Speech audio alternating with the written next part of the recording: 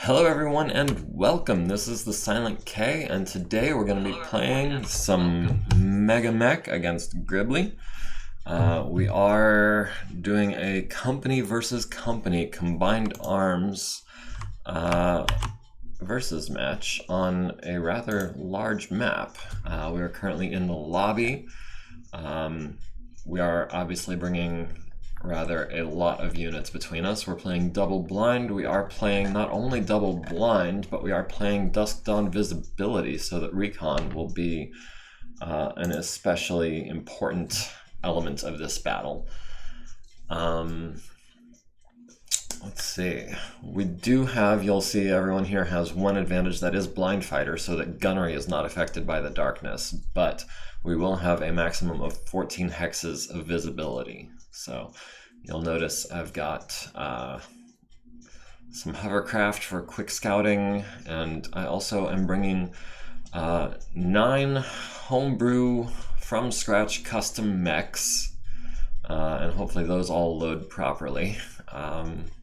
And with that, take a quick look. As you can see, I can see a little bit of intel about Gribbly's force. You know, Gribbly, you have one of your light vehicles, 2, 3, 4, looks like 5 of your light vehicles I'm seeing do not have any advantages. Do they not need blind fighting? Are they unarmed?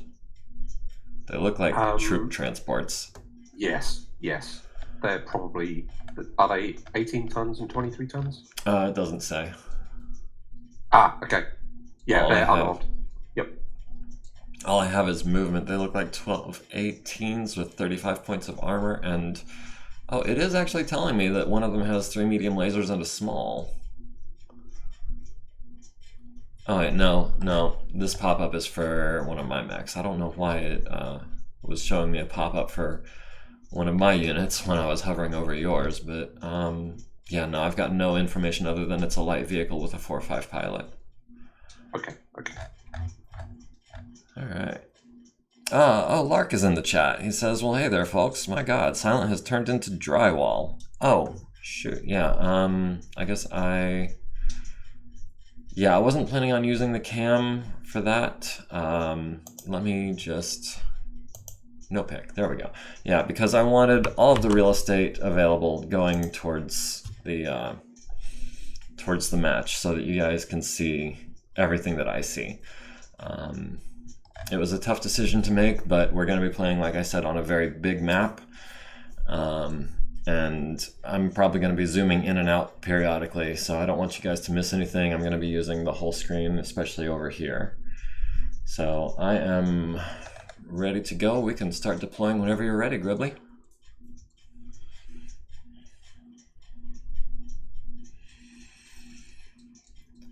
Sorry, I just, by habit, I guess, clicked on the usual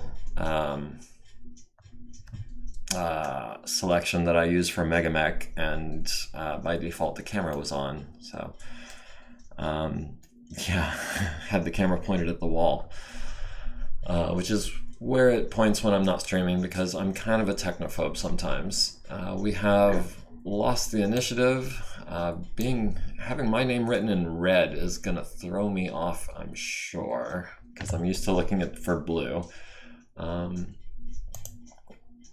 It would be, and you're already down to 97% of your forces, it says. I have an idea why that is. I'll tell you after. I think it's just a weird effect.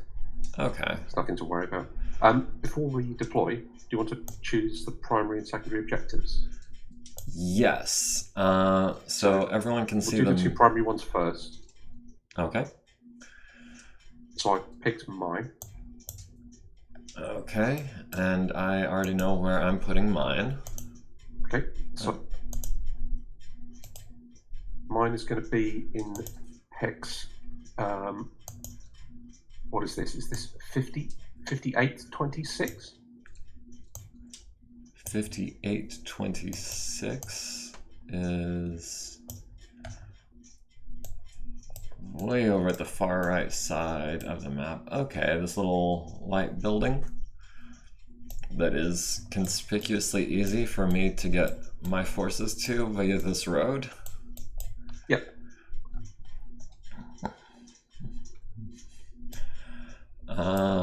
That is interesting that you put your primary objective there. So you're going to be defending that rather heavily, I suspect.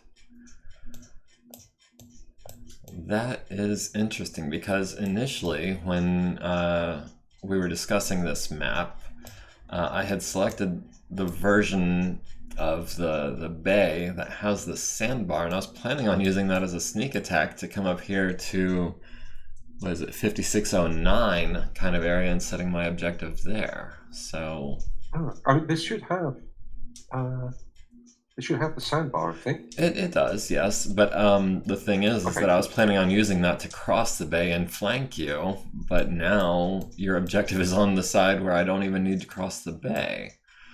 I've set my objective in the middle of that star-shaped fort down at the bottom left. That is hex 0851. Beautiful. And Lark, you are actually, you're not in the infantry, are you? I thought you were a mech warrior.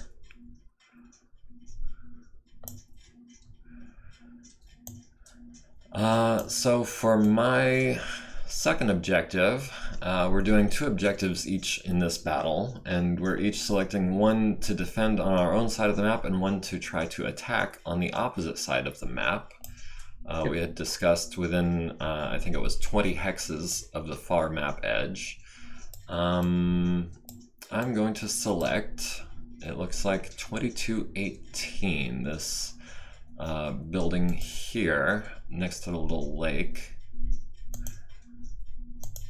I would have put it between these other 4 little buildings down to the, just down and left from there, but that's hexes, those are 22 hexes from the edge. Because I was going to choose, I'm guessing how far, the one I wanted to choose for my secondary one was 5347. How far away? 5347. We're playing on a 68 length map, so it would have to be 48 would be 20 hexes.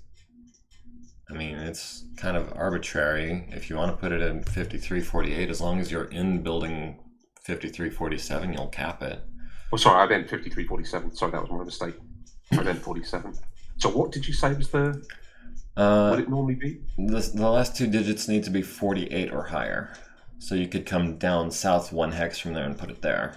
But 47 is... Can I just stick it in that building? Just Sure. That's no problem. Okay, so I'll call that a secondary one. Yeah. I don't mind. We're just playing for fun here anyways.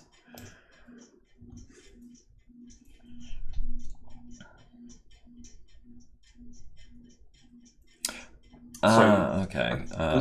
So the key difference is going to be, so basically the primary objectives can score for both of us, but the secondary ones that we placed, so that one there in that 5347, you don't get points for occupying it. Yes. And I don't get any points for occupying the little building by the lake. Right, but you will be scoring points for occupying the one by the bay. But you're going to have to get there first, and honestly, the way these roads are set up, I might beat you to it. Because we're deploying within 3 hexes of the edge, right? You're going to have to cross some water.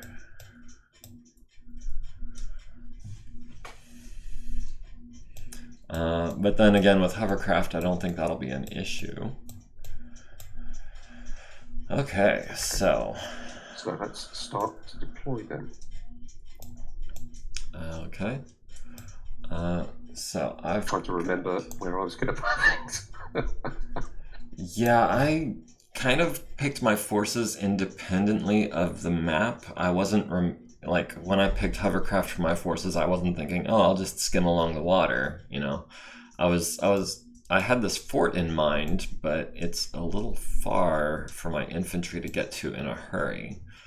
But that was part of my goal. But as far as like taking advantage of the water and the bay, that I didn't select forces specifically for those purposes. No, I just went for stuff that I like. I mean, I suspect it's all the usual. I mean, you'll probably recognise similar things to the ones we fought in our first battle. Okay, so we've got those guys there. And honestly, maybe put these guys over here. Because I know that you have used infantry in a more aggressive stance, but in my opinion, they generally move slowly enough that I try to only use them defensively. So we'll see how this goes. Again, I think I'm using the thing is troop transports for like the first time ever.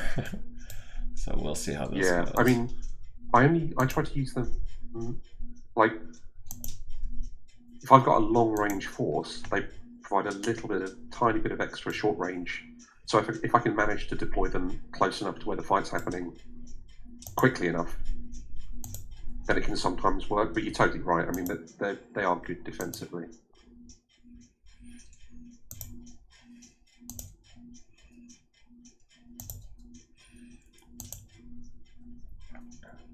Now, being that this is a true combined arms force, we are bringing just all kinds of random vehicles and aerospace and infantry and just everything like that. So we will see how this goes. And again, I'm expecting this battle to last something like 6 hours.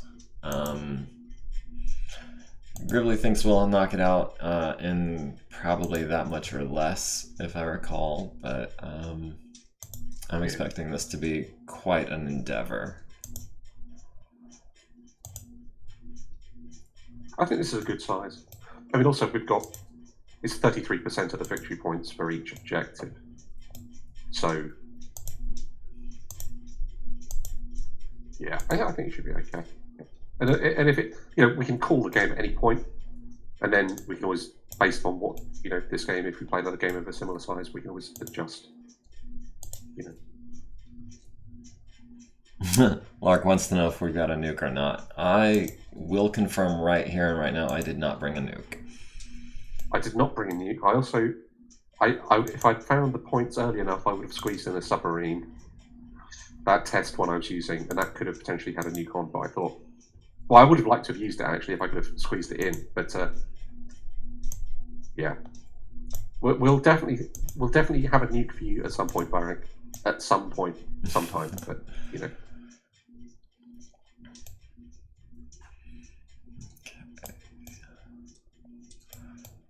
So I've kind of arranged my force in the order that I plan on moving them each turn. So I've got my infantry deploying first because I like to move my low-cost units before anything else, and then try to sync the initiative that way before committing my heavier units to anything. So I have deployed all of my infantry and vehicles, and I'm now deploying mechs, which is going to be interesting. And my first lance here is strictly for just recon. And I'm just kind of spreading those guys out a bit. Probably don't need to be telling you all of that, but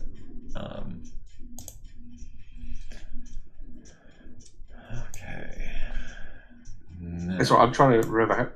I'm sort of vaguely listening in the background, but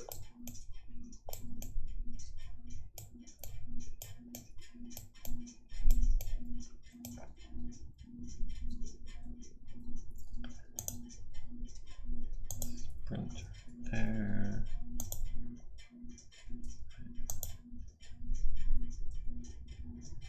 Wait, did I? Oh, bother. I just deployed him way out of place. I forgot which lance he was a part of. Whoops. So real quick, this is this guy. He's my big boy. Get a little bit of a bonus there. Looks like that there. And crucially, we've got this kind of loadout. Lark says, well, if we don't have a nuke, I do at least expect air fuel bombs. Do you want to break the news to him? Okay. Yeah, I suggested that we wouldn't use fuel air bombs simply because they're very good, but I think in a friendly game where the focus isn't purely upon doing airstrikes, then we thought, conventional bombing is potentially obnoxious enough as it is. So, yeah.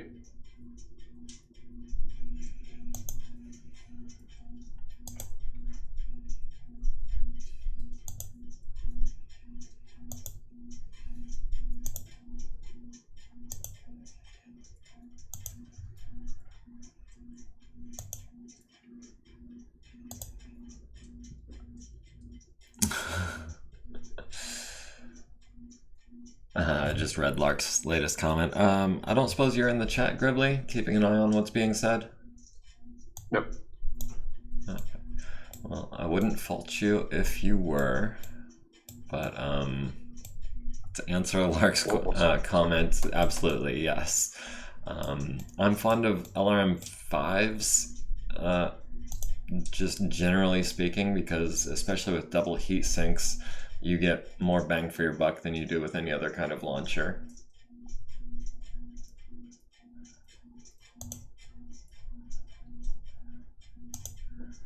And then if you see these black lines appearing between some of my units, that is the C3 networks. 2 of my lances are networked, and I've already deployed one of them way out of space or out of position because I forgot which lance he was in. I thought he was part of my recon lance, and so I put him in a recon position, and he's part of a different lance that's deploying way across the map.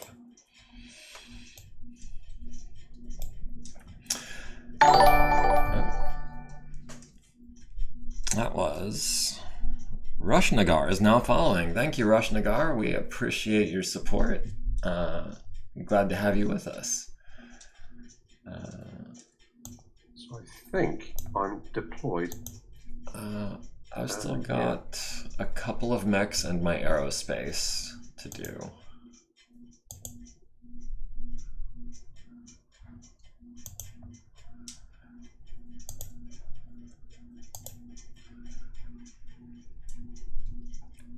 Doesn't look too scary. Nothing in a Freet and a good Galgoog couldn't handle.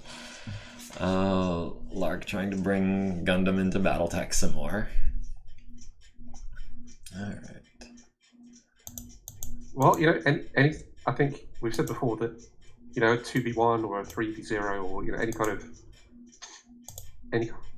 game, I guess, if there was a ranked one that people wanted to join. Yeah, we have discussed in the past the possibility of doing multiplayer games. I would be down.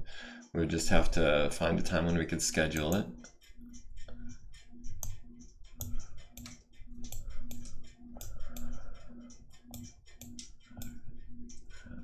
These guys over here.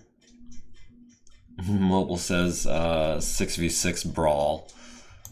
That would be interesting.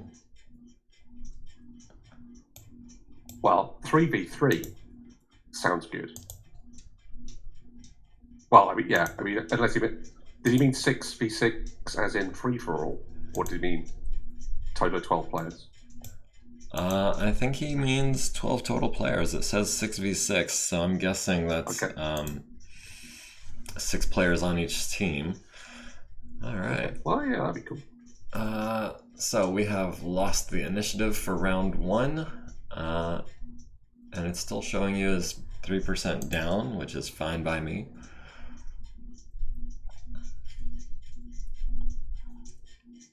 He says where he's at, they had an 8 versus 8 at the local hobby store. That is the kind of thing that I've only seen at conventions. I've never been in any kind of place where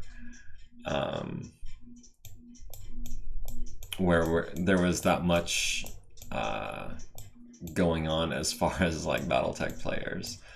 And it is indirect fire. So I'm guessing that you also have some indirect fire that you're going to be doing.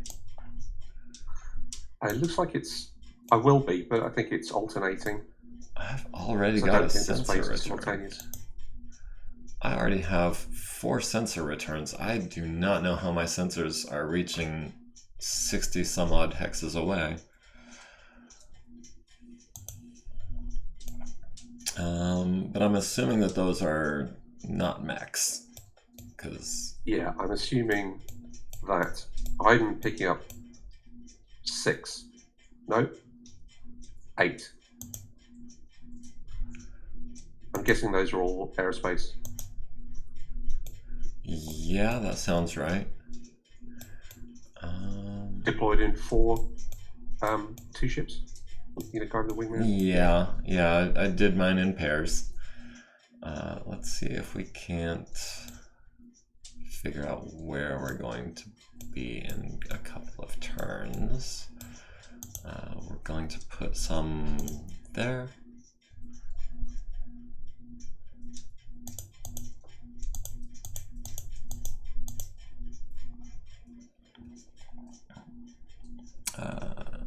Knowing Gribbly's love of VTOLs, I'm holding my breath for a ride of the Valkyrie's attack run. Well, I was thinking this. When I will admit, when I was doing a practice game with like movement and deploying and stuff, I did have Favorite Son playing in the background.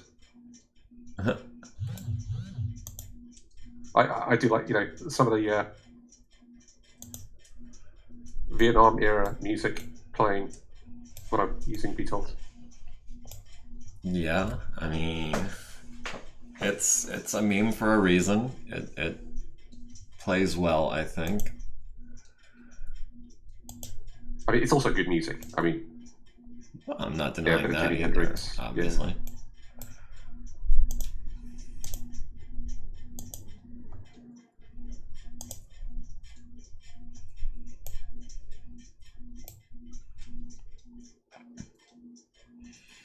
And just for the folks at home, I had mentioned to Gribbly earlier, but I'm using a lot of these special ammunitions for the first time as well.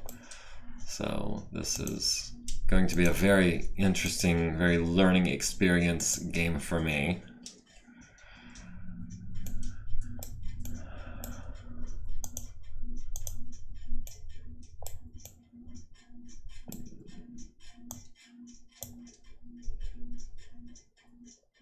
I'm worried about scatter though, so I kind of want to not put it too close to anywhere I'm going to be.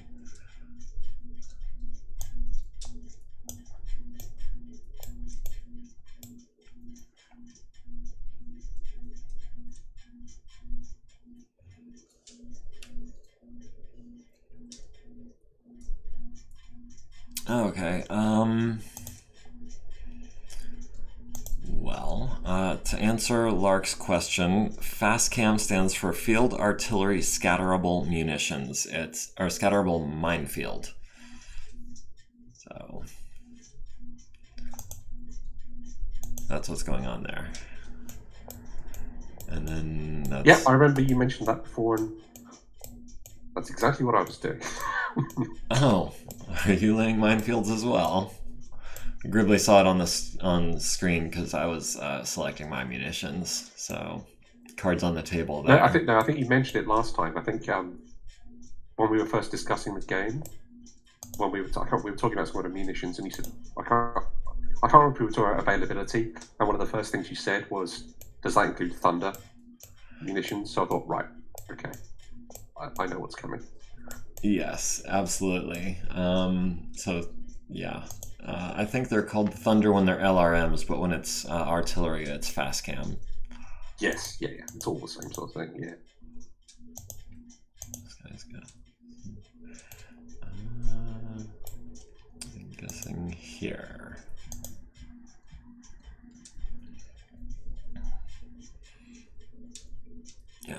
like how Long Tom just has 4 machine guns. Like, yeah, we got this artillery cannon for kilometers away, but you know we got 4 M2 Brownings just in case. Well, ideally, it's never going to use those machine guns. And those are all going to be landing in after 2 movement phases. So we'll get this movement phase, and then the whole round will pass, and then after the next movement phase is when those will land. So, and it is time to start advancing. Starting with my infantry.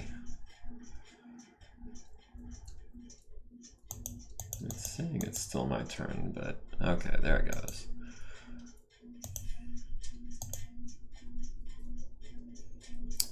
Fast cam as a concept exists. Sweden and Finland have artillery shells that do just that. That does not surprise me in the slightest. I may have heard that before, but it does seem like a pretty primitive technology relative to a lot of like the lasers and railguns that we have in this game. So like I would expect that to be available in this time period, being, you know, like 1,000 years in the future.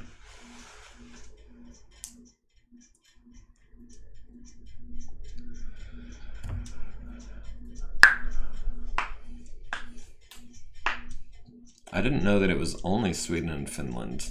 I suspect there's an American version, but I could not confirm either way.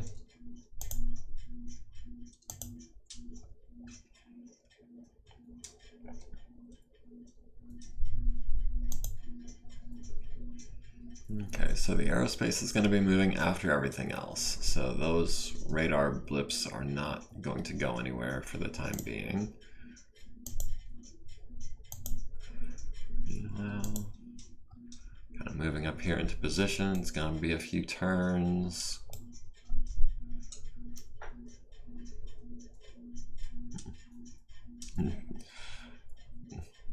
Lark is mentioning again the chicken coop nuclear landmines that that just seems so inhumane, even for a nuke.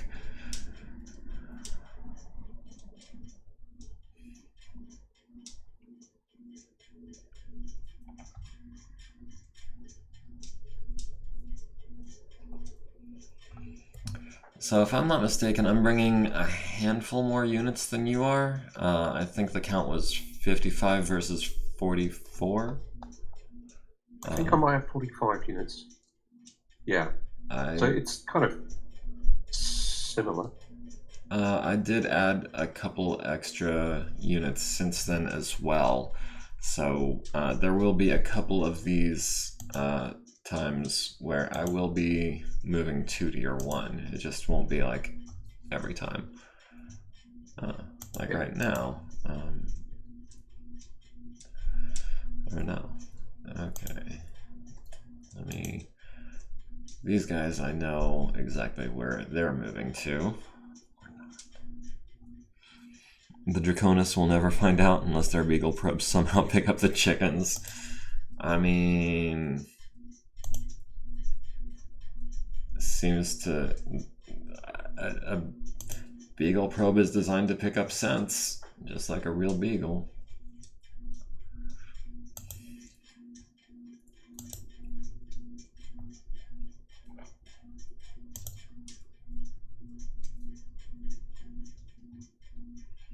I am noticing a little bit of lag on my end with where it'll keep telling me it's my turn to move for several seconds after I've declared my movement.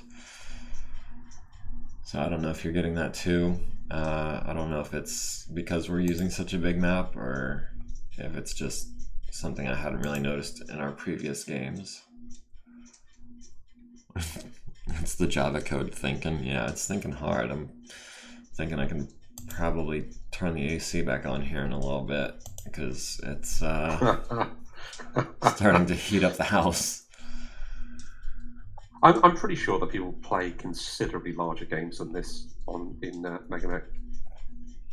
I mean, Yeah. I probably wouldn't ever want to play something like this actually on tabletop, you know. Oh, goodness, no.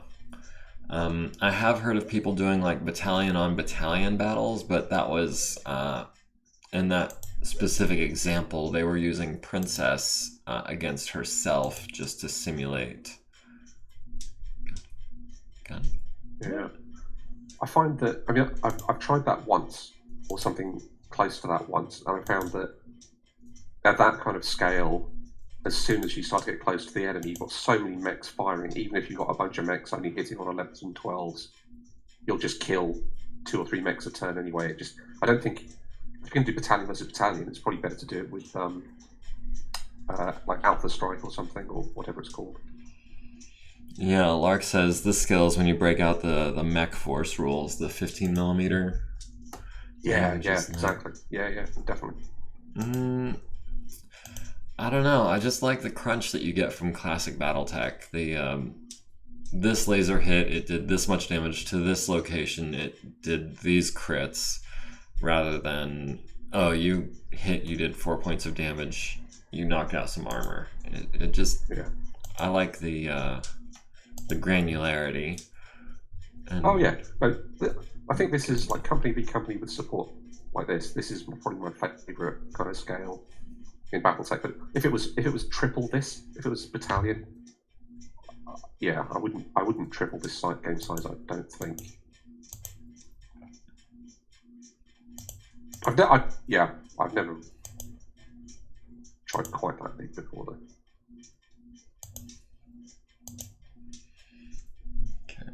Let me start with the guys where I know where they're going. And actually, next turn, well, he's just going to stay behind them, so I don't think that'll be a problem. All right.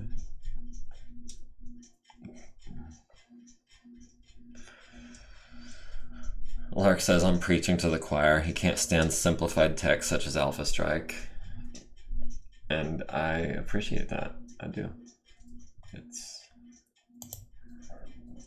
Alright, this guy needs to, wants to rejoin his buddies.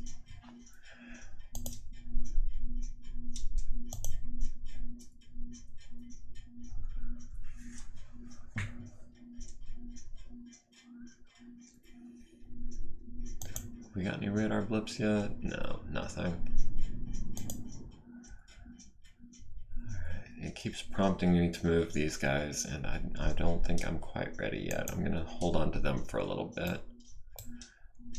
Not him yet. So those 4, yes, over here. Yeah, when I decided what order to put my guys in the lobby, I maybe could have thought things through a little bit better. Because right now I've got my infantry, then my vehicles, and then my mechs, and some of these mechs actually I think I want to move earlier than that.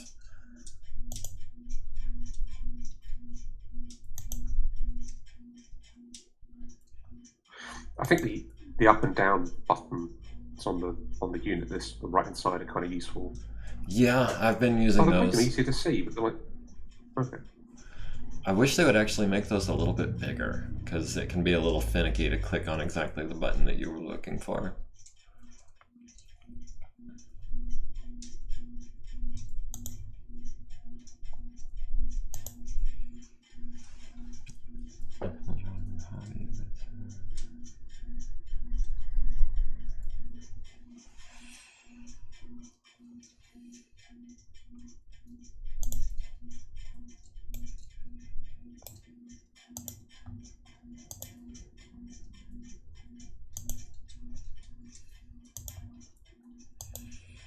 He says, I get it, it's to get people drawn into the hobby, but it's so different from normal BattleTech that you really aren't easing them into anything. It just turns it into another beer and pretzels war game. I'm like, well, what's wrong with playing, full-scale BattleTech as a beer and pretzels war game? As a matter of fact, I've got beer in the fridge. I don't usually, but I do today. I might go and grab one. It would necessitate a restroom break at some point if I did, though. I think you've twisted my arm. I think I might go. I think I've got some wine in front of the stairs. I'm not sure. I'm not sure if I've got any beer. I should have some, maybe.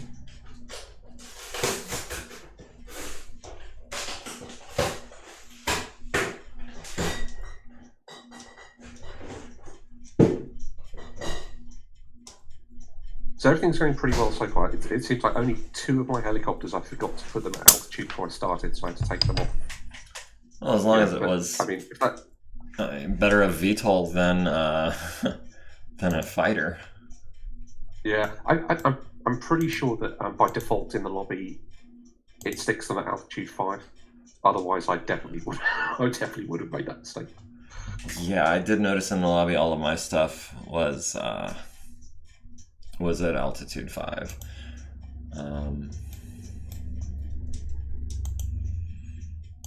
And Lark says he doesn't have beer, he's got kvass though. I'm guessing that's some kind of liquor or other kind of drink. I mean, obviously it's some other kind of drink, I'm not familiar with it.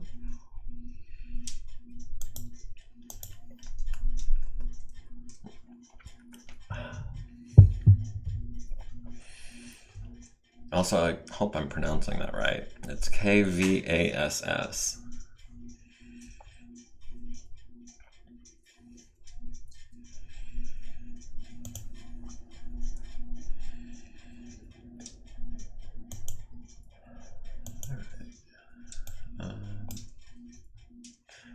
Maybe hold off on that, actually.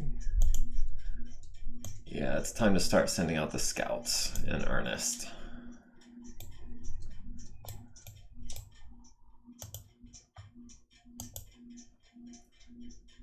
So what's this gunning it piloting skill check that I keep seeing?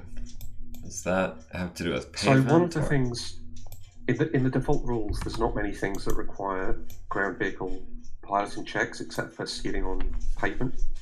And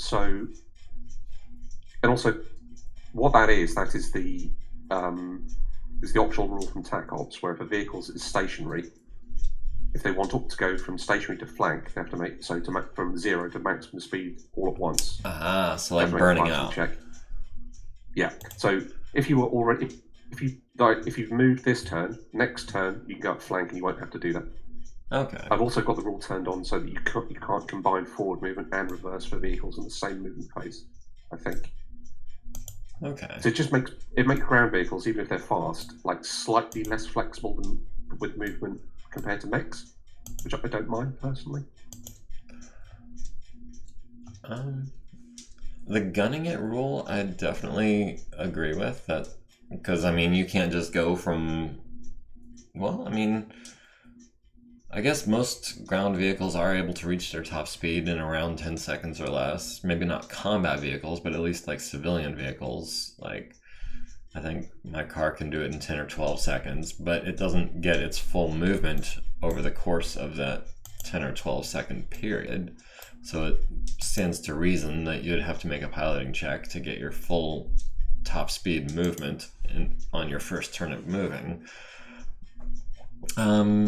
The one about not being able to combine forward and reverse, though, I feel like I don't know. I have mixed feelings about that.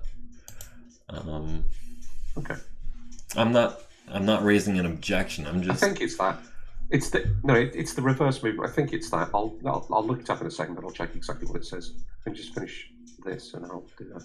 Because I mean, I don't feel like a vehicle, like a normal civilian vehicle at any rate, has to spend the majority of 10 seconds stopped or whatever before it can go into reverse. I'm usually pretty quick on the shifter. Yeah, again, it was literally more. There may be a piloting role involved in that as well. But it was more. My sort of aim with that is that emphasizing the difference in mobility between mechs and vehicles. Yeah, that makes sense. And also having there be things that vehicles require a driving skill for. It's not so much a verisimilitude thing exactly.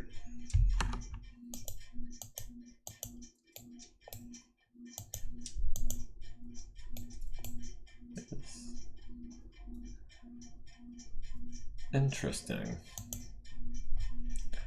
There's a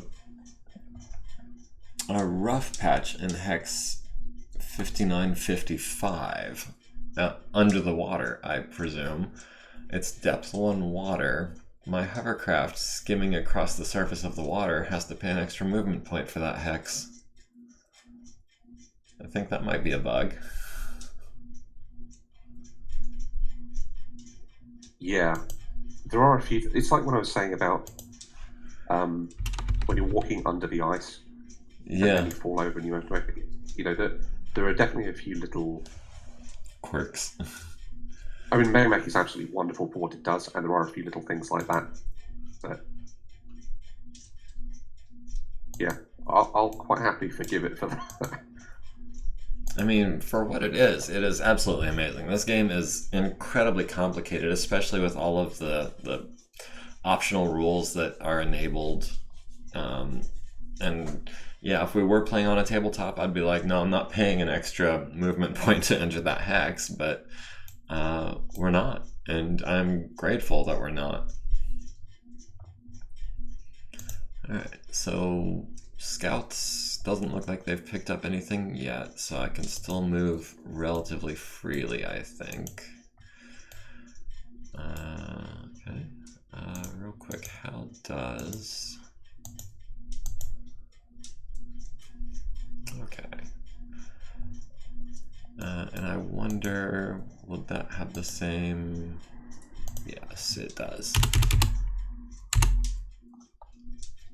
Cue the music. Da, da, da, da, da, da, da, da.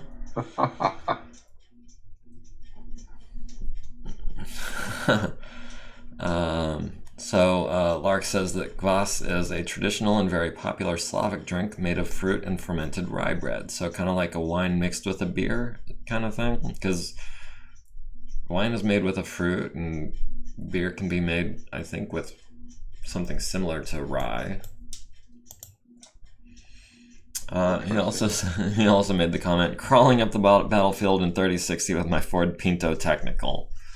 Meanwhile, in the periphery. Yes.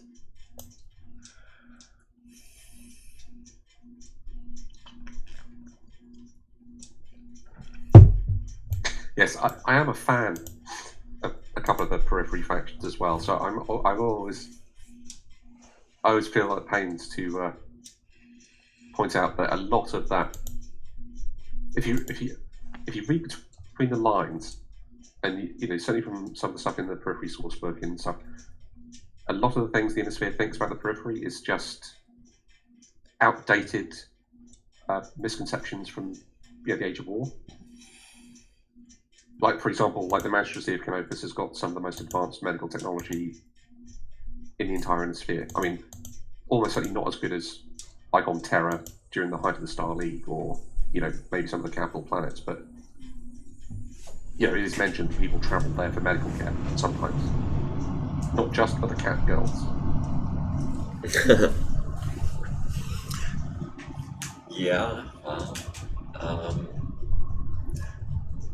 But the cat girls is what everyone knows. So. Alright. Recon Lance moving out here.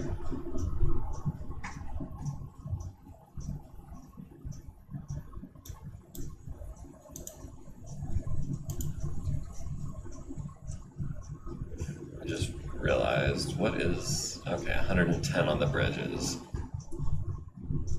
Good to know.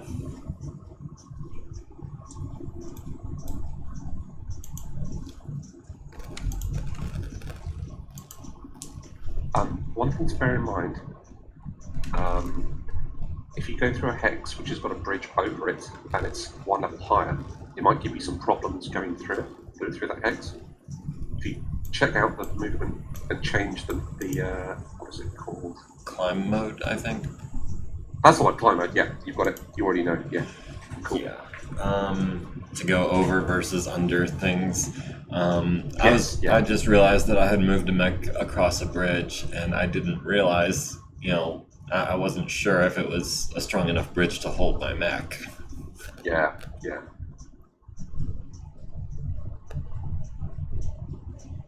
Oh, that is apparently it for the ground vehicles.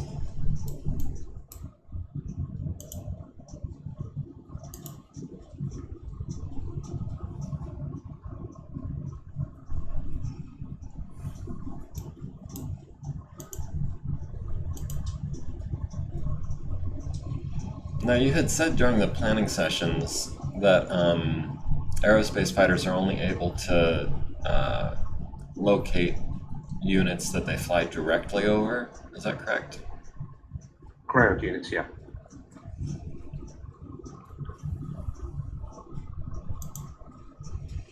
Okay, you should see some of my blips moving at this point. I'm expecting to see some of yours moving here in a second.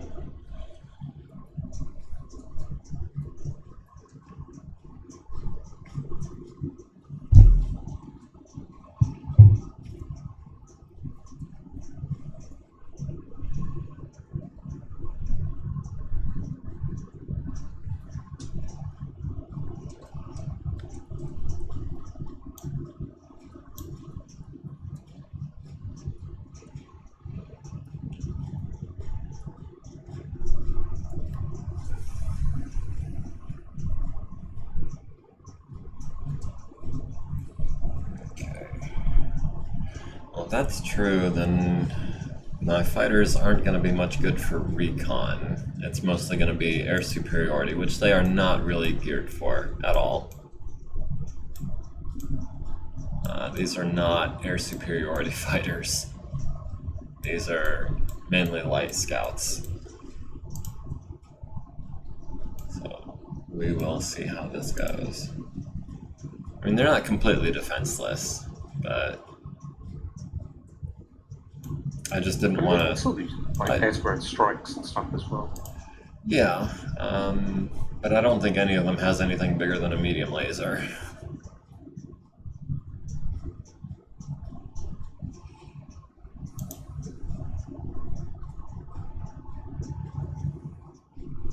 I just didn't want to give you complete air superiority without having something of my own. And, you know, it was, I think, about 1,000 or 2,000 points that I invested in it, which I feel like I got a good amount for my money in that regard. You know, considering that I got fighters. I originally was only going to go for 2 sort of air-to-ground fighters just for a little bit of extra variety and spice.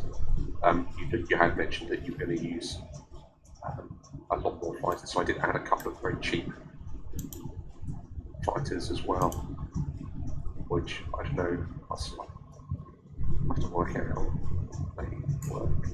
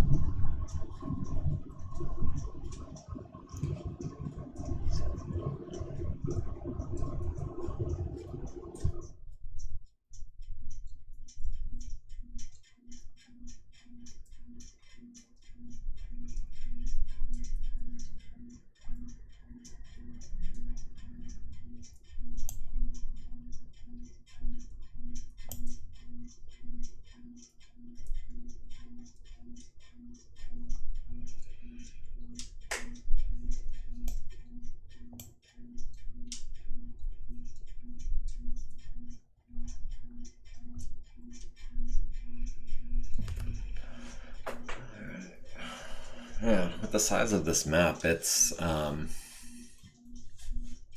just having it on display is eating up a huge chunk of my visibility.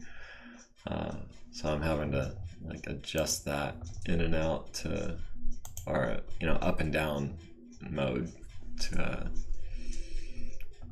get any like good visibility of the map. Sorry, I'm just trying to maneuver with one of these fighters. It's just a little bit I'm not that good with moving airspace yet.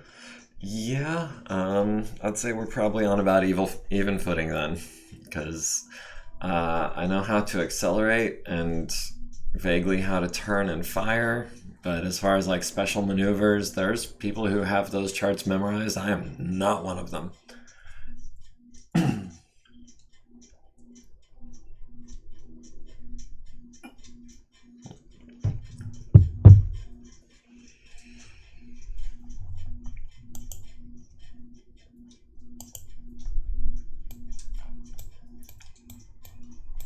It looks like you're burning some pretty heavy acceleration on the two that you have moved. I can see their flight paths. That's about it.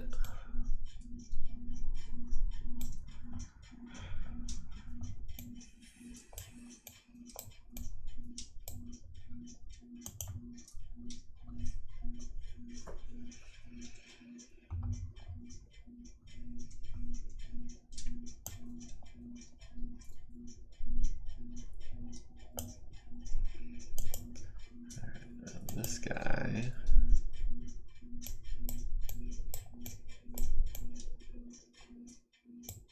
Oh wow, I see a cheetah. And I see a cheetah at, is that altitude 5 is what that little 5 next to his name represents? Should be, yep. Current velocity 3, I see. I don't see where it says his altitude in the pop-up, just a little 5 next to his name tag. Yeah, let's... 5 then airborne, yeah. Actually, okay, so we've got small pulse, 2 medium pulses in the wings, and light air-to-air missiles in the nose. And it looks like you only have a couple of shots with those.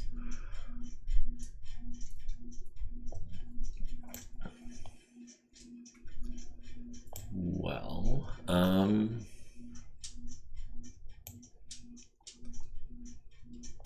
I mean, we do outnumber you, at least.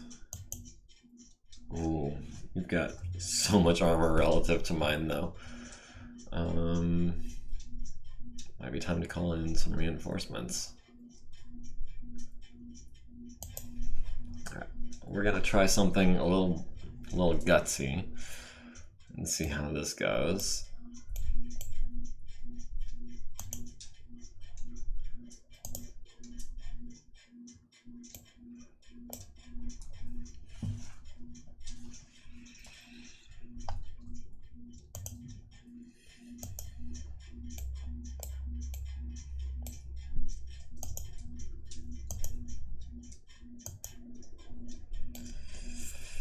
Oof, that's not ideal. What happens if we...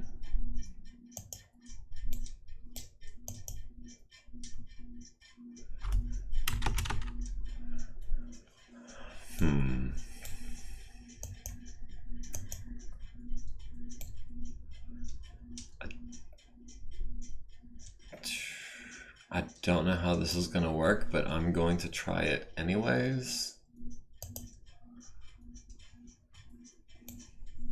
I'm hoping I can shoot at you via your flight path the same way a ground-to-air unit would be able to.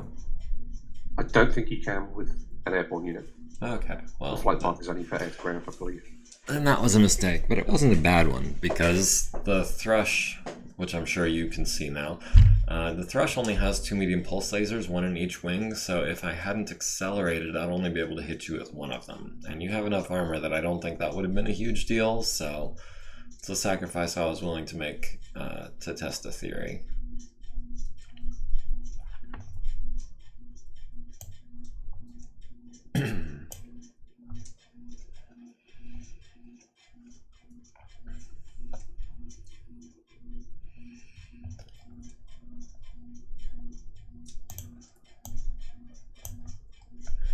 Alright, so this is what our deployment currently looks like. We've got some fighters starting to advance in this direction. We've got some fighters advancing over here and over here. We've got these guys making their way up here and these guys making their way up here to take up position. All of our vehicles are going to be able to move further next turn since they are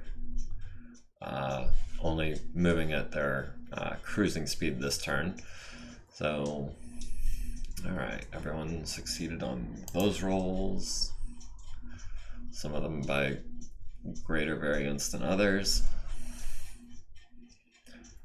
Alright, can we even have a chance of hitting? No, that is outside of visual range. And since any other targets are going to be even further away, yeah, we're done with that.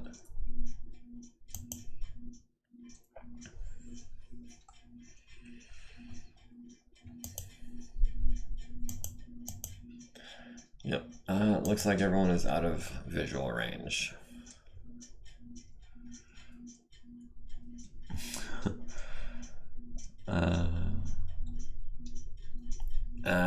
At Lark, yeah, that's I think hard coded into the way it processes that kind of event, so that like it still makes the roll even though it's technically impossible to fail. Whereas obviously on tabletop we wouldn't bother rolling the dice when it's the computer doing it. It really doesn't make a difference. So these guys are not going to have any kind of eyes on anything.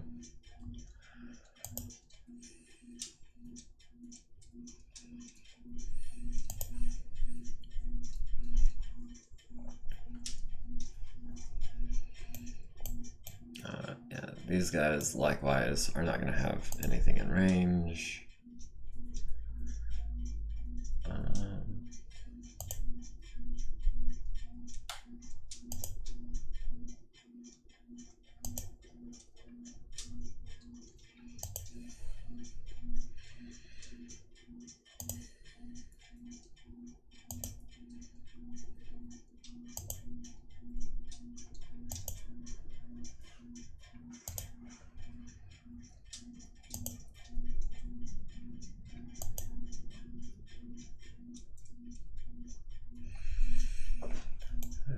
This guy maybe kind of sort of outside of range. Okay, excuse me. Yep, even with those guns, that is not a visible target. So this is going to be just a lot of clicking, I think, until we get to the aerospace part of it.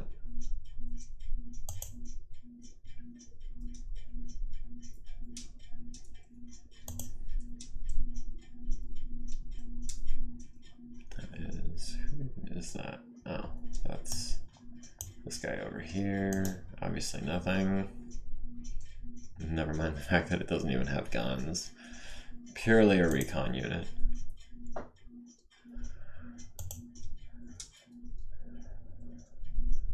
Where are we at on the list? Oh.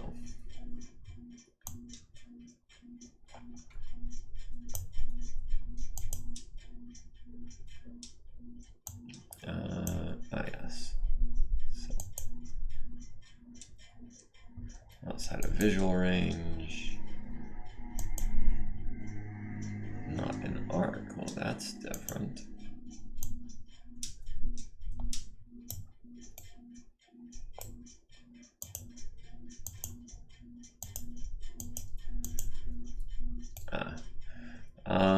It looks like the flight paths aren't quite lining up with the hexes that they're over. I wonder if you turn off the isometric, it's a bit easier.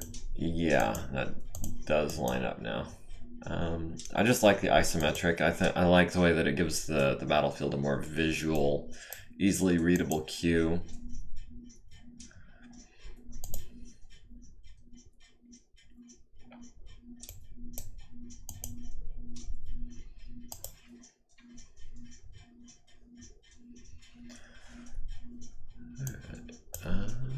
Can we?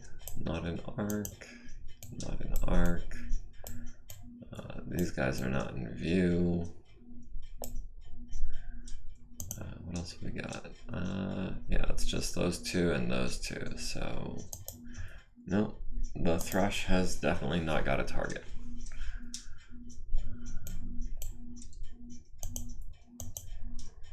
Nor do these guys. This guy, however,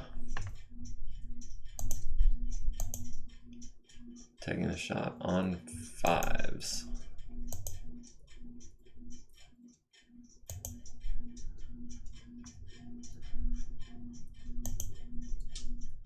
Wait, that already. Okay. Yep. Nothing. Alright, can we maybe get a ground attack on this guy? Nope. It's not that I don't believe you, it's just that I want to keep checking just to make sure that I hadn't, like, missed anything.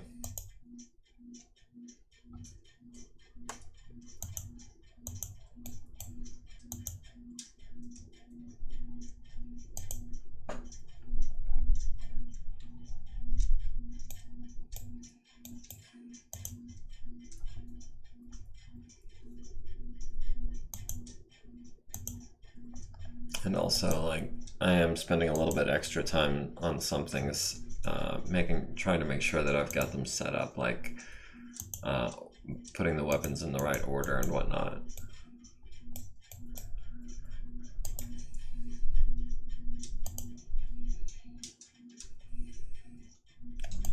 Yep, nope, outside of range.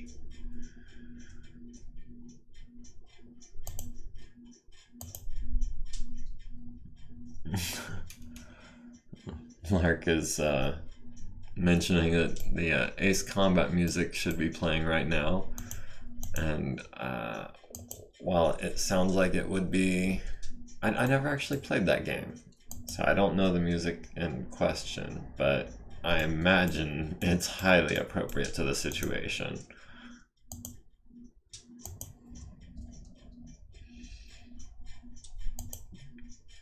Oh man, for a second I thought you had done a flyover on one of my mechs, and I was like, oh, that's my flight path, not yours. Alright, Sparrowhawk hits your cheetah in the nose with a small laser, hits your fire control system. The other Sparrowhawk deals another 5 damage to your nose, and you return fire to my Sparrowhawks, or yeah, Sparrowhawk with a small pulse laser and some light air-to-air missiles, dealing a total of, looks like 15 damage to my nose. Sparrowhawk actually has more armor than I had realized.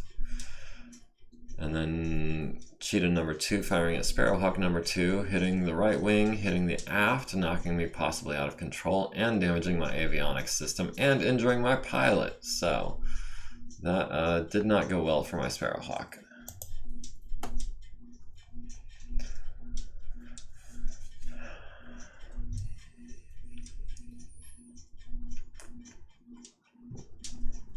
Physical attacks? Oh, you must be near a building or something. Alright, Sparrowhawk number 1 does not go out of control. Sparrowhawk number 2 needs a 7, gets a 7. And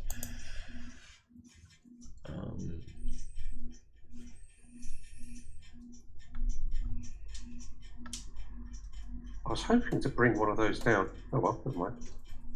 I mean, I needed a 7, so that's still a 42% chance of failing. So there were 3 rolls. I only saw 1. It was, you rolled an 11, a 10, and a something else. Oh, yeah, 7, 11, 7, 10, 7, 7.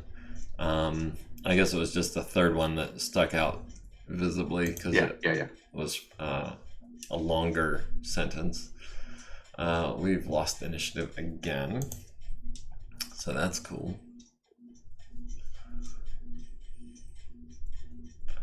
And now it's showing that you've lost 0.3%, and we've lost slightly more.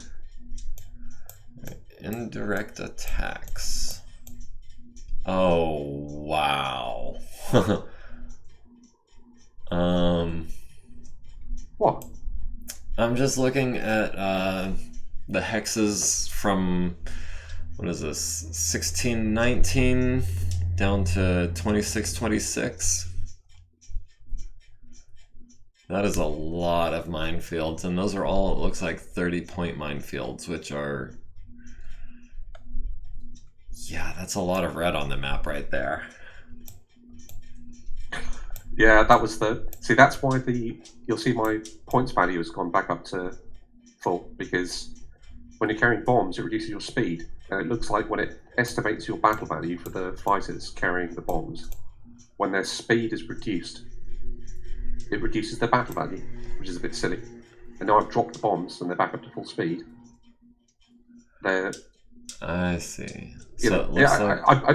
I'm not 100% sure. I think that's the only way I can imagine it working, or what it's doing, or guessing. So, it's something like that. Okay. Well, between that and all of my fast cam artillery, got lasered and hit by 3 AA missiles and laughed, recreating Verdun over there with minefields. Yeah, this between the bombs and the artillery, there is going to be minefields all over this map. It's going to be very treacherous to move any kind of ground units anywhere, I think. I'm just glad I know where they are instead of stumbling onto them the hard way. Yeah. Alright, so we'll go there again. I think in tabletop normally, you would only see those if you saw them being delivered. Well, presumably I had some kind of eyes on your fighter, just not enough to identify it. And now that I do have eyes on it, I guess I watched the bombs fall.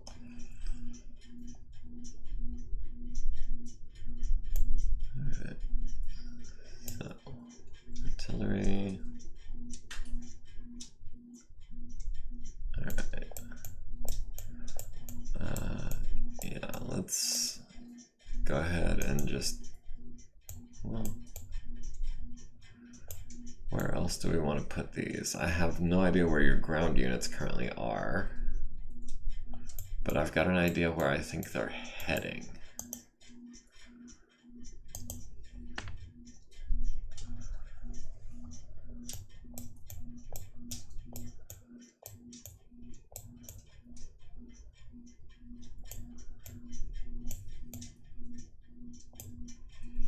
And I don't know if you're going to be able to see where these artillery shells land. So I don't know if they're going to be easily avoidable or if you're going to have a chance of walking into them. I'm pretty sure it shows all of the minefields that get deployed. Even with LRM, when you don't see them. So it should be fine. Lark says we should make the mines out of plastic for extra stealth.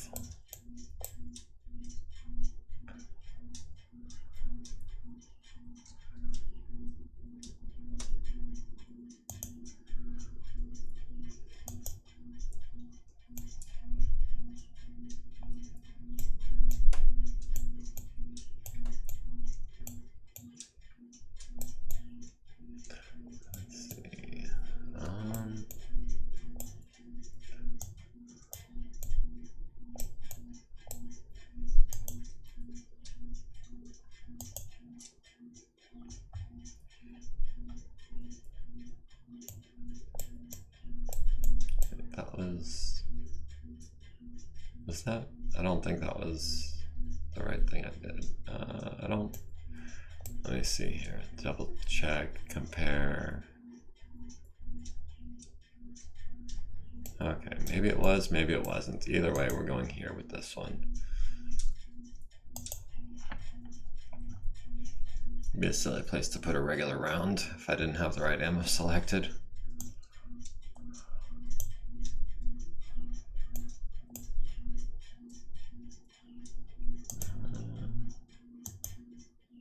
Yeah, no, that was a regular round. That's gonna go off way before anyone gets there.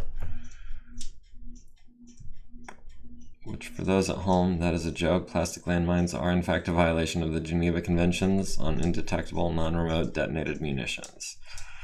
Interesting. I was not aware there was a section of the Geneva Conventions that determined whether or not, or determined that you weren't allowed to use undetectable mines. It's good, I guess. I mean, I support not invisible minefields basically being made illegal. It seems like a good policy to have.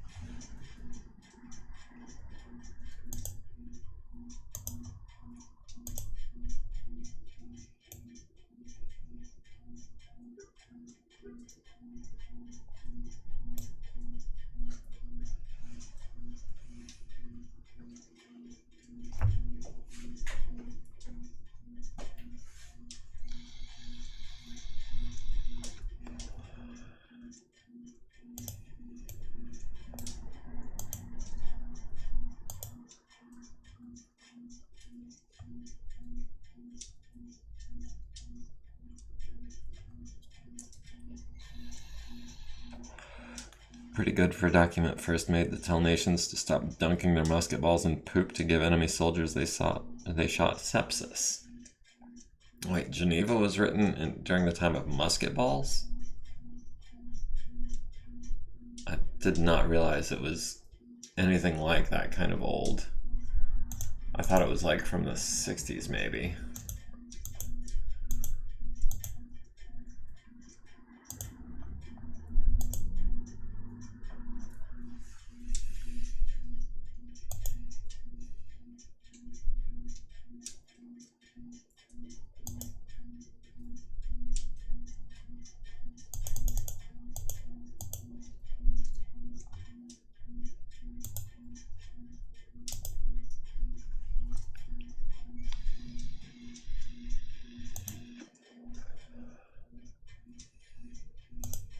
Okay, still not showing anything on radar.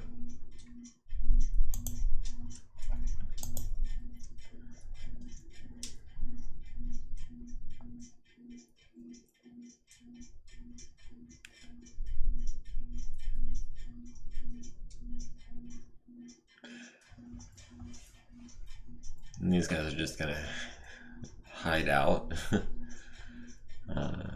Can't shoot what you can't see. No, I'm pushing forward. It's just bear in mind how big the map is and how short sensor ranges are. You should get a lot of blips. I was talking about the units that I'm moving right now. They're I'm not trying to engage with my artillery pieces.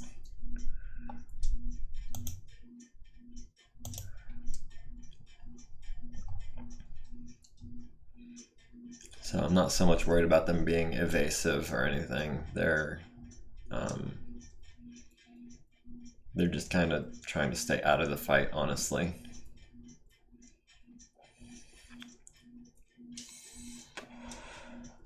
The precursor document when the times of empires were around was the Geneva Convention we know today is about 1929. Jeez. Yeah, that goes back further than I had realized by like 30 or 40 years.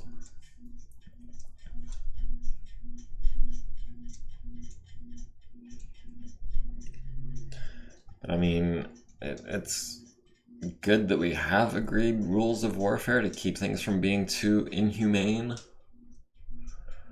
But at the same time, I wish we could just do away with war altogether. It's just... you guys know my thoughts on war. Real life war. Like, this is a game. This doesn't count. But real life war is despicable and abhorrent. Deplorable, even.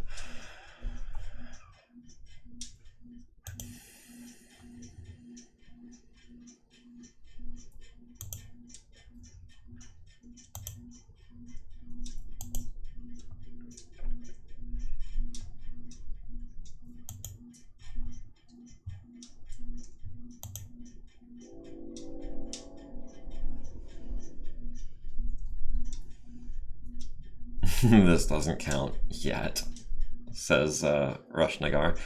Well, I mean, it's not like we're going to come across the table at each other and make war crimes happen. I'm saying that this doesn't count as actual war in that it is entirely fictional. I'm not saying that deplorable, despicable, and abhorrent things haven't happened in the universe, but point being that they didn't actually happen.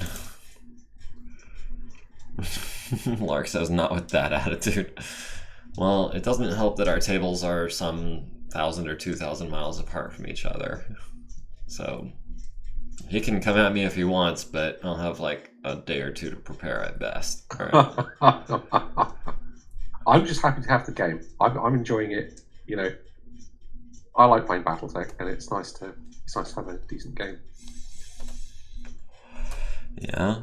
Oh my goodness, we've already been recording for an hour and a quarter. We're only on round 2. Some of that was in the lobby, yes, but okay, those guys are waiting. Is it these guys' turn? No, it is, yes, your turn to try to get over here on a 3+. Yeah, we'll take that odds.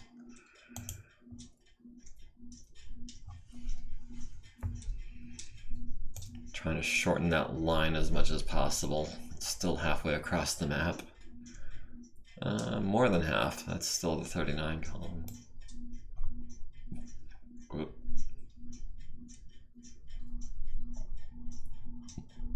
Rushnagar says, we already have a war criminal here? What are we waiting for? Who's the war criminal? I'm not aware of any war criminals in this situation.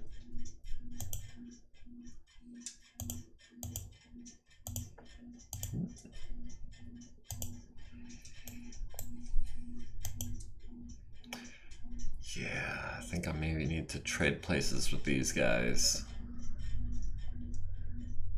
That just cost me a movement point that I didn't want it to cost me.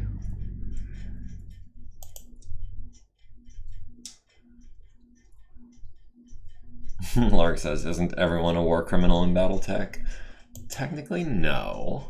I like to think that the Fighting Bulldogs and the Marianas Lance are more upstanding soldiers than that. I don't condone war crimes, even in fiction.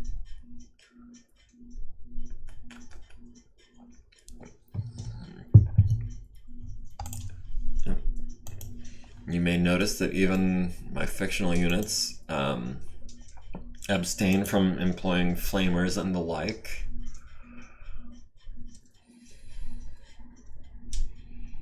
No, even if we had a nuke, we wouldn't use it.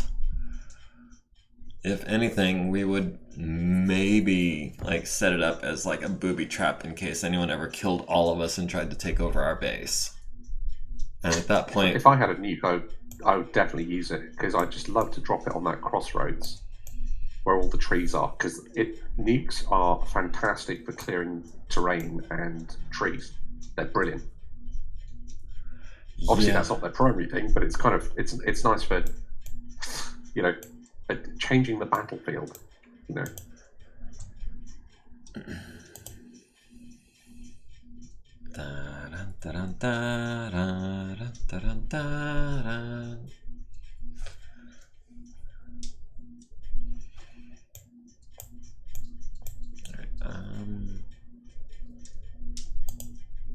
Let's see if we can go up. they be able to? No, okay, 12 is the most we get.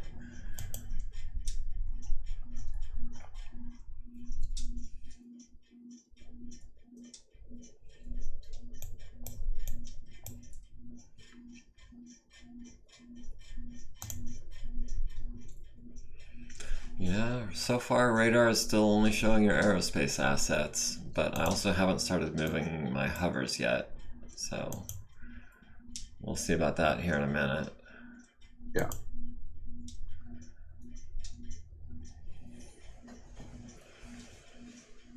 A couple of my recon units have stealth armor, so I'm hoping that will have some effect.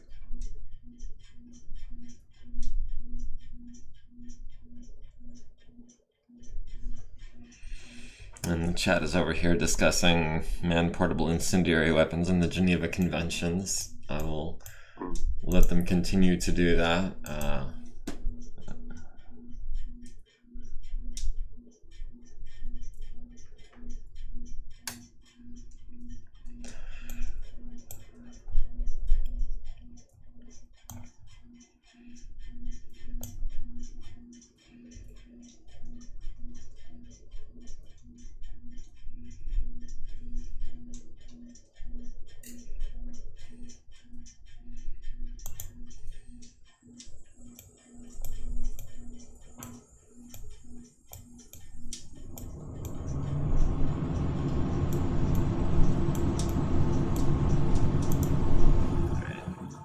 These guys are gonna go here. Just happens to be there, but that's not where they're going.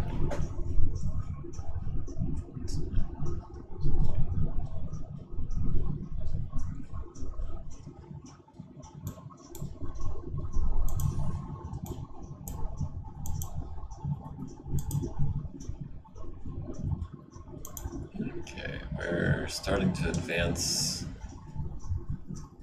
into... Oh, hello, what's this?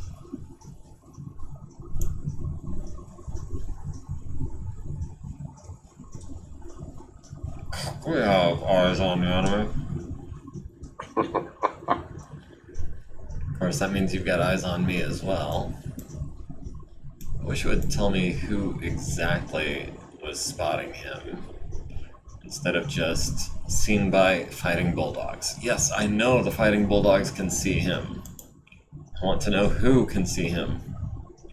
Yes, yeah. That's something you were saying last game as well. Yeah, that would be useful.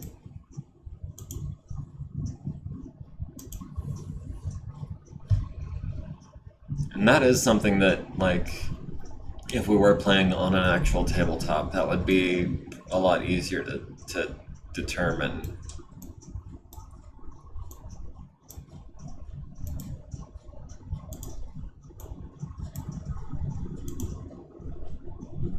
Hopefully if they bomb the crap out of this area, we're not there when it happens. Lark says, enemy spotted by one of the only two factions on the map. Shocker. Real intel.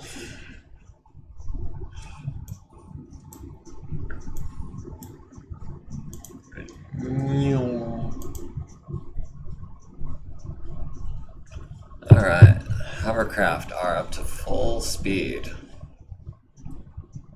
We spot anything yet? Oh, we spotted a few things.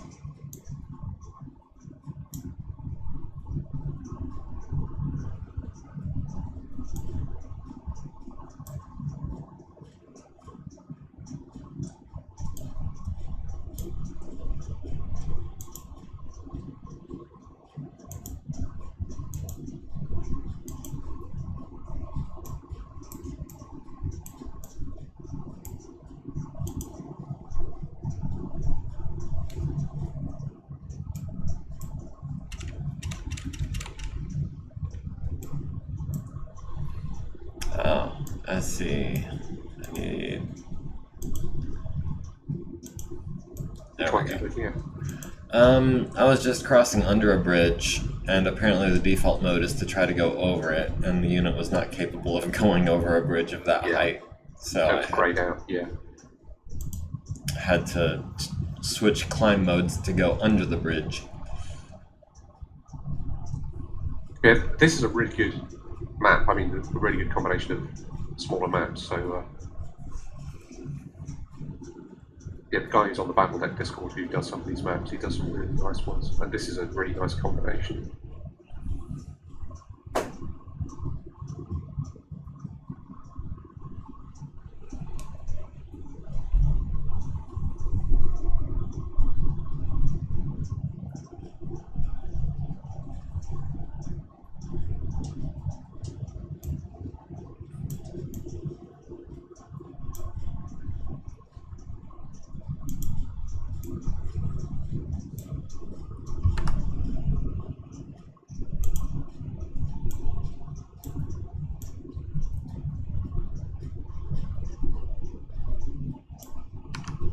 I'm trying to remember that guy's name, and honestly, I'm drawing a blank. But yeah, I want to say it's Ice something maybe, or no, it's Simon Landmine is the name on these maps. Yeah, And he does a really good job. Oh, did you ever take a look at that training field map that I had generated? I was pretty proud of that. Which one? Was that your Starford one? No.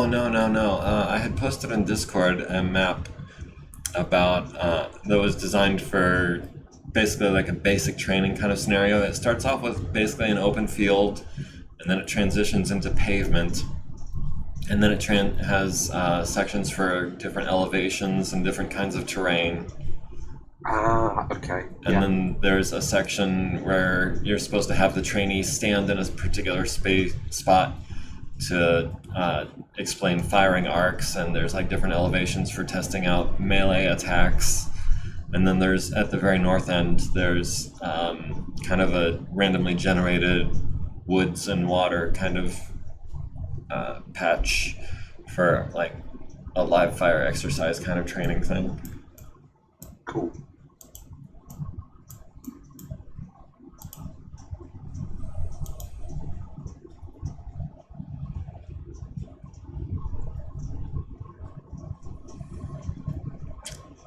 Lark says we're missing the white phosphorus rounds for the long toms. Always with the war crimes with Lark.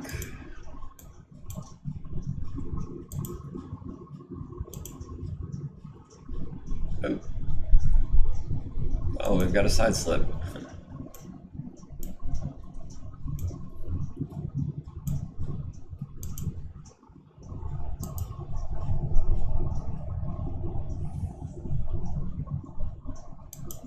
Oh, okay.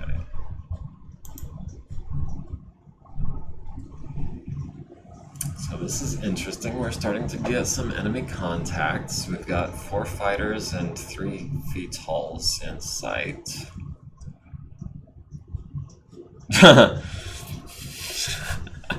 Lark says, always with the war crimes with Lark. He says he wants that quote on his gravestone.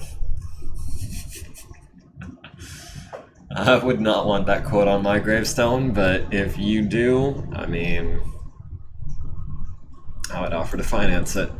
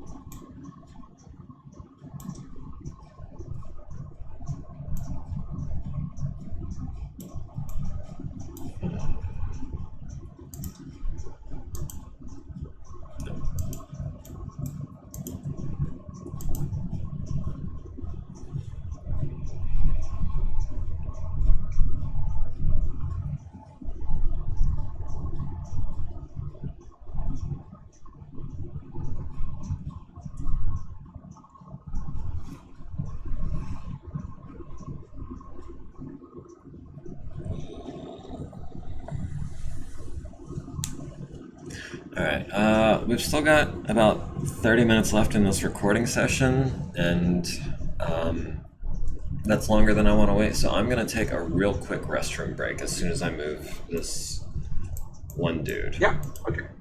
Sure. Alright, here we go.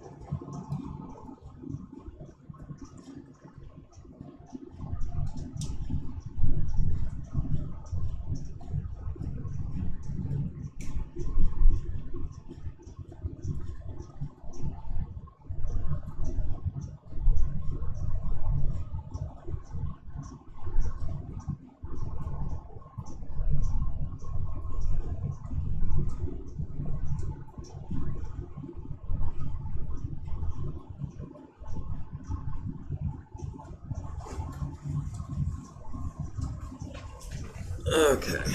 Hope I didn't miss anything. Oh, I do actually see. Interesting.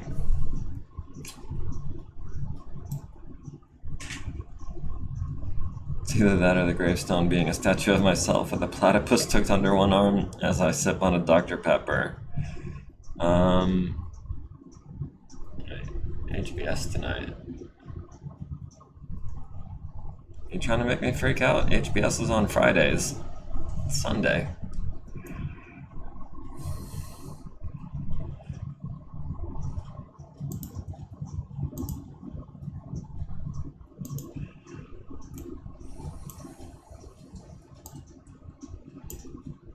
Let's see, which one is this? Ah, yeah.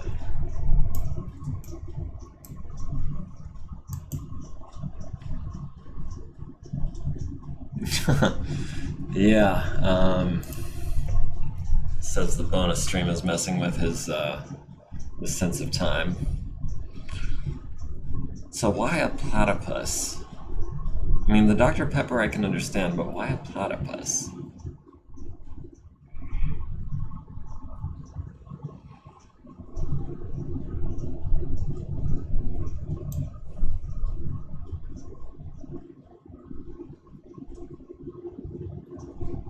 So you've got a quad.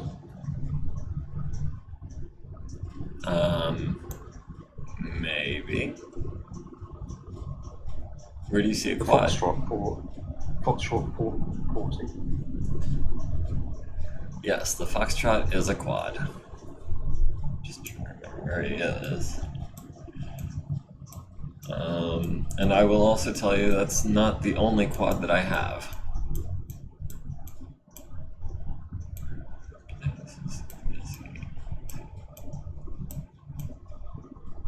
I just had him.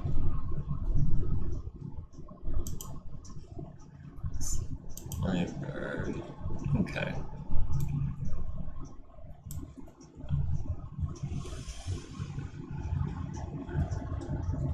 And yeah, that's why not a platypus? They cool. I'd smooch one. I'd be friends with a platypus. I understand they're venomous though, so I'd want to be especially careful around. I think they have spurs on their hind legs.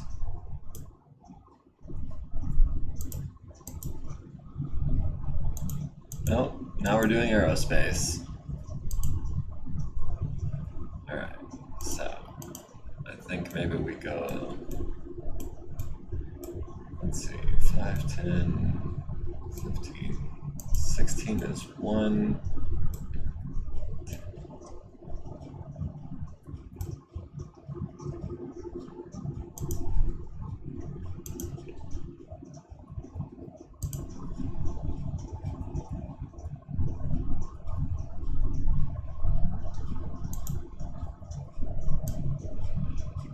These guys are very lightly armored.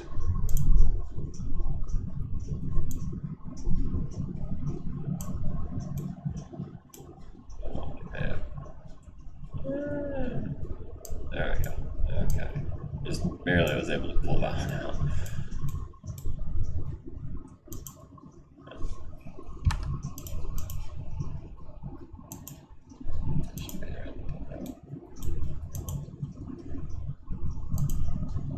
Oh. Well, it says it's my turn to move, and it's letting me put places down as if I was moving, but I can't move yet.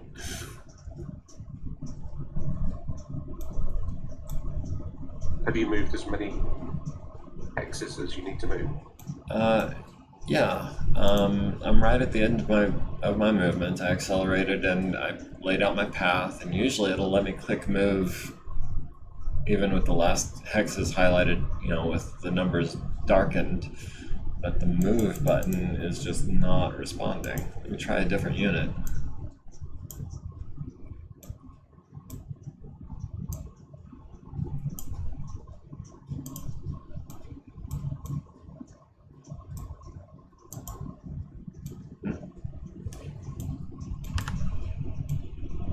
I mean, it's not telling you that it's your turn to move, is it?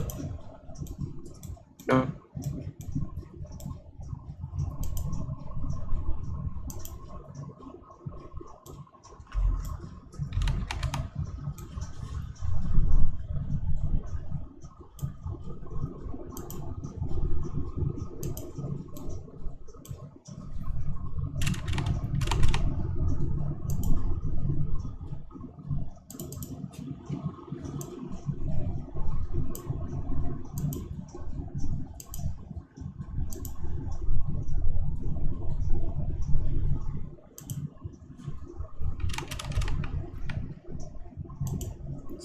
elevation not good enough?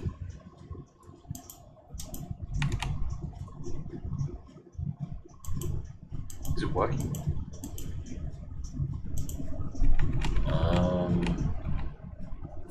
I may be having a problem here.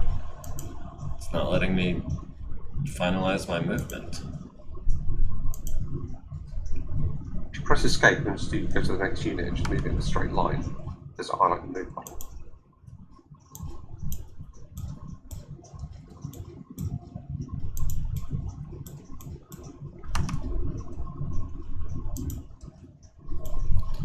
Alright, well, if I don't accelerate...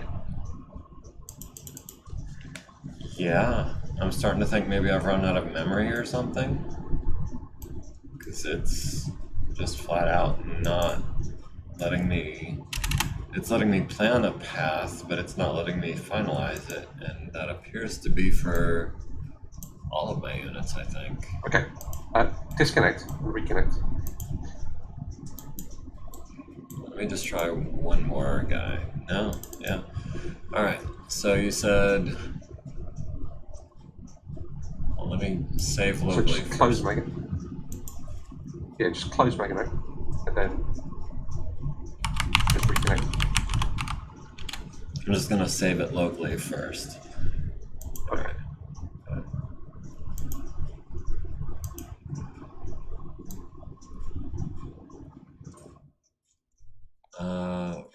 Real quick, let me edit the stream real quick.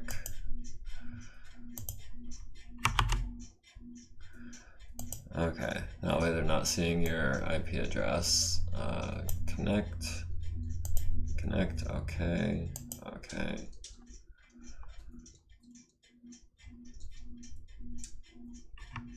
Yep, says you've connected. Okay, let me bring back no pick.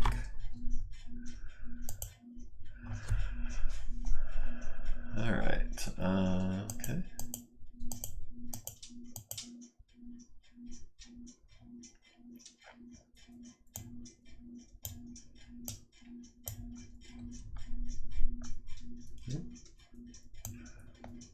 All right, let me try this guy again. I'm going to accelerate once and see if we can just go 16 hexes, 15 or... Okay, yeah, it seems to be working now. Okay. Rashnagar, late question, but I believe you mentioned this earlier in the stream, is having multiple LRM-5 better than grabbing bigger guns like LRM-20? I believe so. And while they do tend to be heavier in tonnage, they're lighter in tonnage, but they produce more heat. And with double heat sinks, it's definitely worth paying the extra heat for. Lark wanted to send you endless cans of Boyardee's ravioli if he had had the opportunity to dox you, he says.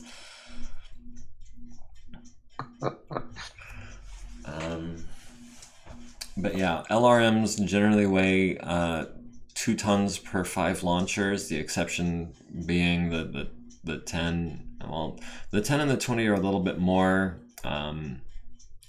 based on what the 20 LRM-20 weighs. The 5 and the 15 should weigh totals ending in 0.5. So the 5 and the 15 weigh half a ton less than they would if the graph were a straight line. But the 15 and the 20 produce less heat. So I like 5s because if you had 4 LRM-5s, it would be 8 tons and 8 heat versus 10 tons and 6 heat for an LRM-20. So that is why I prefer them generally.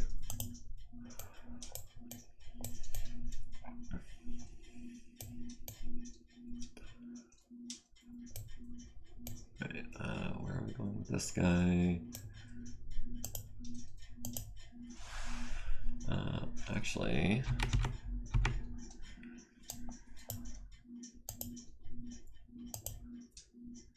yeah, that should work beautifully.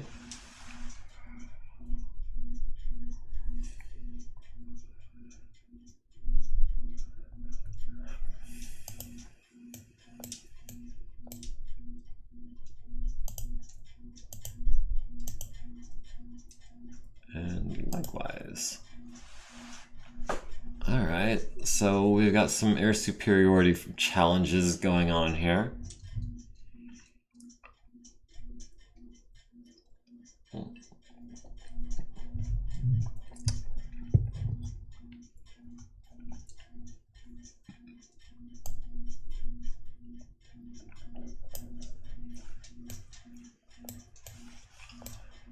Wait, let me follow this and see where you end up. Oh, okay.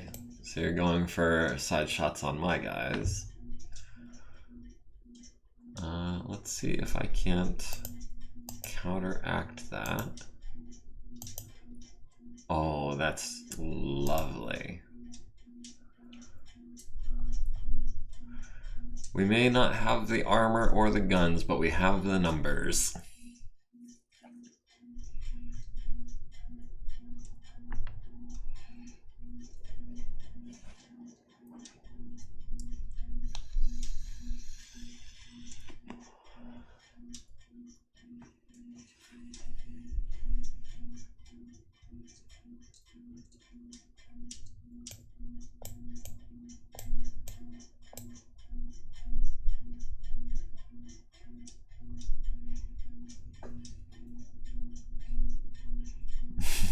Shout out to that canned ravioli, that stuff is banging. Yeah, I remember being a big fan of Chef Boyardee when I was younger. I haven't had it in freaking ages. If I had to shout out any food stuff that I had been getting into heavily lately, it would be dried beans. You just soak them in water for 24 hours and season them a little bit, and they turn out great. That's what Gemini's been cooking a lot of lately. A little bit of a struggle food, but you know, it's worth it. It's delicious.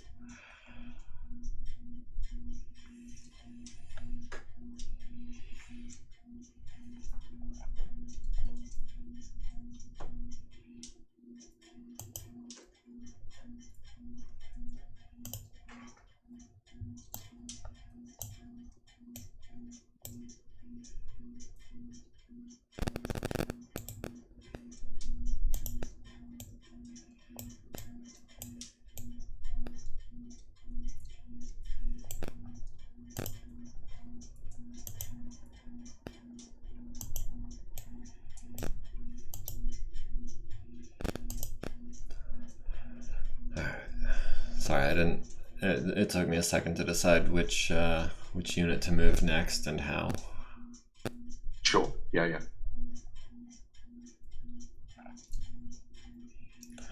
We're starting to see a bit of skirmishing along this line, which I'm glad it's not, you know, all over here. In Donbass, we mixed our mayo with beans, peppered them, and then slathered them on a sandwich. I still eat them like that. Mixed mayo with beans. Interesting. So you're getting like a mix of like the protein and the fats, and yeah, I bet that would be good. Very savory with maybe just a hint of sweetness. Very umami.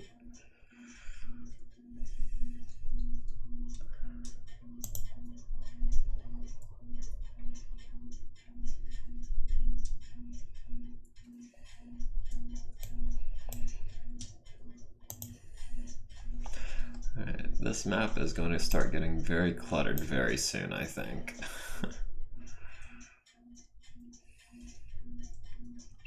As if it's not already cluttered enough with some 50 odd units in green. Now there's also about 10 in red.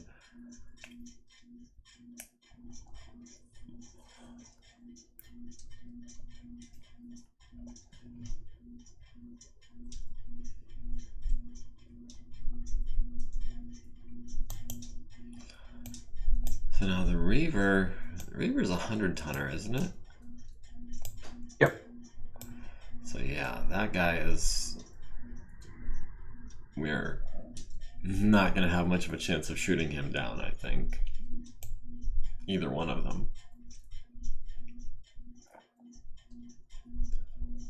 Although you did kind of position yourself, I think, right where my trident would be able to shoot at him without worrying too much about return fire.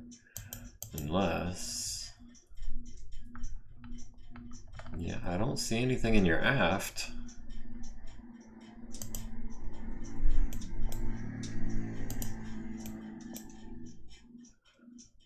Where do we want this guy to go? Maybe up and fly over this guy.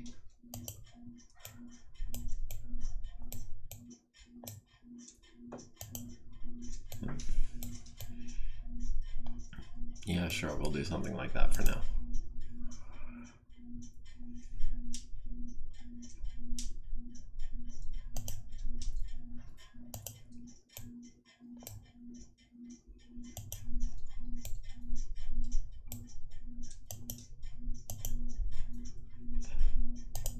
Oh, it's doing it again.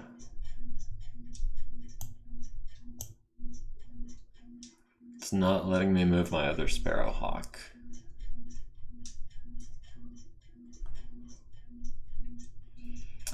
I'll tell you what. Yeah, just disconnect, reconnect. Should be fine. All right.